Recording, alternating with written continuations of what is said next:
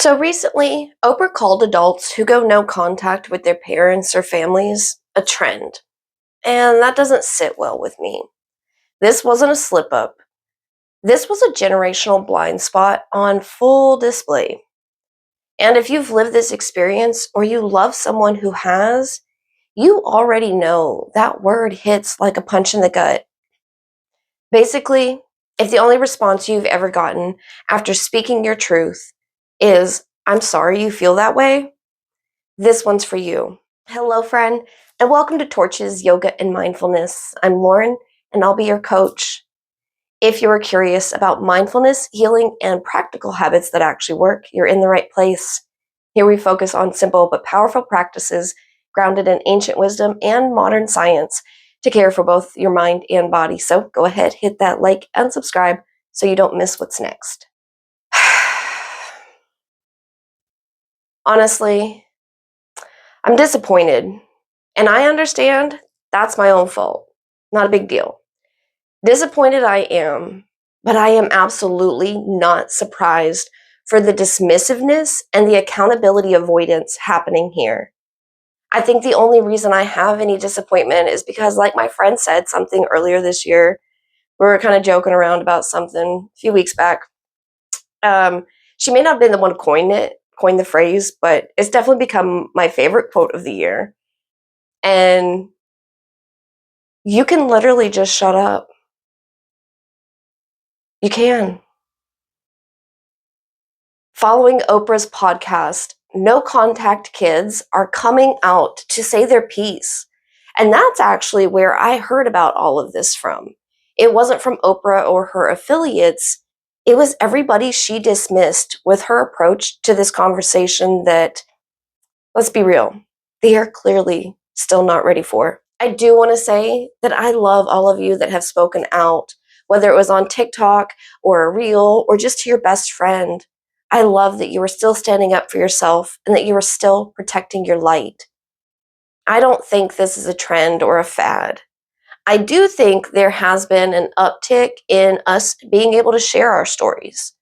Social medias are allowing people from all walks of life to find their niche communities and support groups. So now I do think that there is a trend of people sharing their stories because there's a new level of acceptance and a platform, a place for things like that, that for our parents and our grandparents' generations just wasn't there. Many in our generation are choosing not to carry the abuse forward anymore. We're here to stop perpetuating the generational toxic family behavior. We're standing up for ourselves, saying, "You're not going to piss on me? Then tell me it's rain, and then I should be more grateful." I have been no contact for about 10 or 12 years, and the 10 years before that were really unstable and painful. This was not a decision made on a whim, and it can't be pinpointed back to a single event.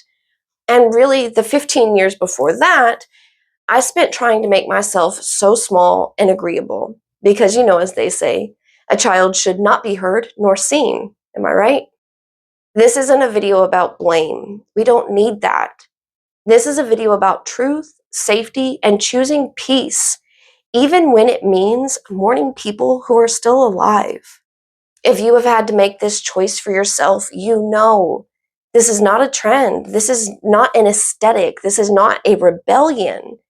It's layered and tangled with years of history, hope, heartbreak, and self preservation. For many of us, including me, no contact was the final step after years and sometimes decades of trying. We tried to communicate, we tried to repair, we tried tolerating things no child should ever have to. Maybe you tried to be the peacemaker, the fixer, or the emotional landing pad for someone who just kept hurting you. For me, this journey started when I was 15. They made it clear I would never be good enough for them, and I was just so tired of trying just to be put down again. I'm sharing this because I want this to be heard clearly. No contact is not a trend. It is a boundary born out of necessity. And I think while there are a wide array of different situations that we have all been through that led us to making a no contact decision, There is one underlying factor on the other side of the table, and that is refusal of accountability. We're not looking to place blame, we're looking for acknowledgement and accountability. And for those out there calling this a trend, that's just one more way for them to convince themselves that they have no accountability in the matter. That's their ego feeling the threat of loss of control of the narrative by which they define themselves. I'll say it. Calling this a trend is gaslighting. People who go no contact carry an entire universe of grief inside them. Grief for the parents or siblings they wanted but never had. Grief for childhood moments that should have been safe. Grief for connection that was never secure. And grief for the version of the family that only lives in our imaginations. And underneath that is guilt. Guilt that was conditioned into us. Guilt that whispers, "It's probably your fault, and good children don't do this." Guilt that echoes every message we were raised with. And then there's doubt and fear and the internalized gaslighting from years of being told that we were too dramatic, ungrateful, too sensitive, and selfish. So when Oprah goes around calling this a trend, what it really does is minimize the courage it took for people to choose their own safety.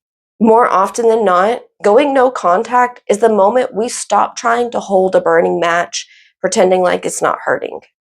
It's that moment where we finally realize we must be the support, the caregiver, and the protector of ourselves that they never were. It can never be pinpointed to one instance, one act of betrayal or disrespect or abuse. It's a mountain accumulated over years and years. Maybe both of your parents weren't toxic or abusive, but one of them turned their head while it happened, so that they could tell themselves they didn't see it, so it couldn't have happened. Mindfulness isn't just about meditation. It's understanding the truth of our internal world, our body, our emotions, and our history, and responding to that truth with compassion rather than judgment or dismissal. And this is exactly where mindfulness becomes such a powerful lens, because it explains the why behind our boundaries. In mindfulness, we talk a lot about nervous system safety, and not in a metaphorical way, but in a deeply biological way. Our bodies remember patterns long after our mind tries to rationalize them. The body keeps score of tension, stress, unpredictability, and the emotional labor of tiptoeing around our parents' volatility or narcissism.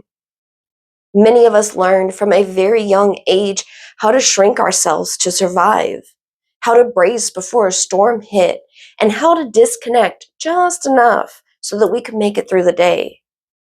We learned to silence our needs because expressing them wasn't safe.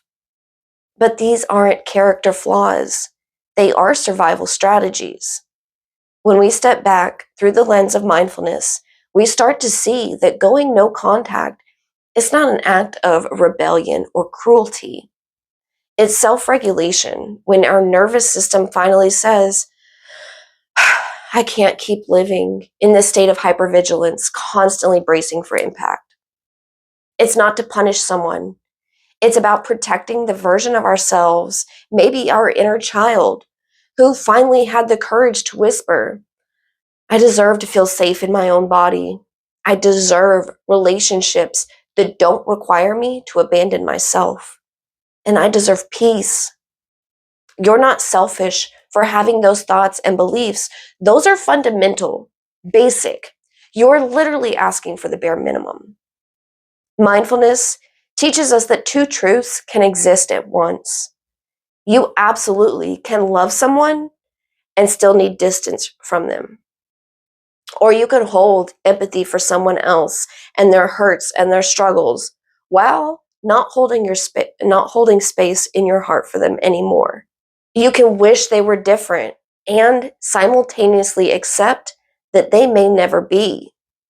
And you can hope for healing in the family system and still recognize that healing may not even be possible with them.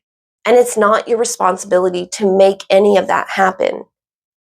We can hold all the love, grief, longing, and boundaries and still know that we are making the right choice. Healing doesn't require reconciliation, but it does require us to be honest with ourselves and compassionate with ourselves.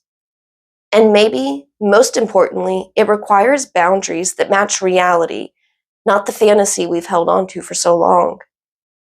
So when we look at our choice of no contact through a lens of mindfulness and not blame, because that's not what it is about, it becomes less about what we're walking away from and more about the safety, wholeness, and integrity we are walking towards, and a life where we don't have to brace ourselves just to survive.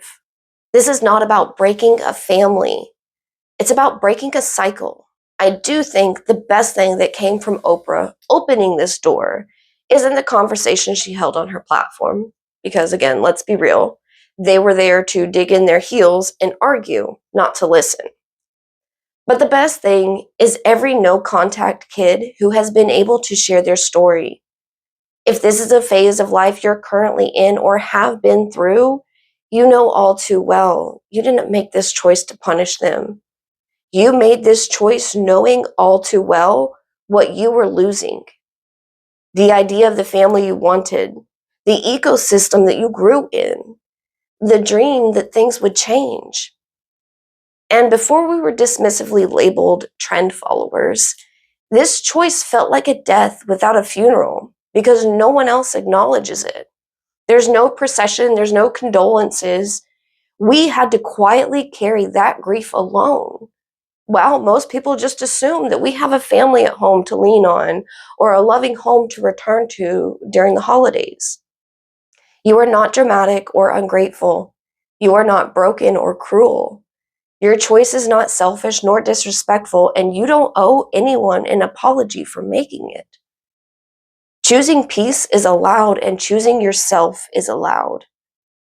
You are not here to serve or define anyone else. If no contact is a part of your story, and you have chosen healing and nourishment for a life to thrive, and that is always courageous. When I share practices to regulate your nervous system, maybe the years of bracing is what you're healing. When I tell you to mindfully brush your teeth, take a mindful walk, or breathe, this is what you're healing. Every time you notice your shoulders are tensed up and you let them relax, you are teaching your body that it is safe now.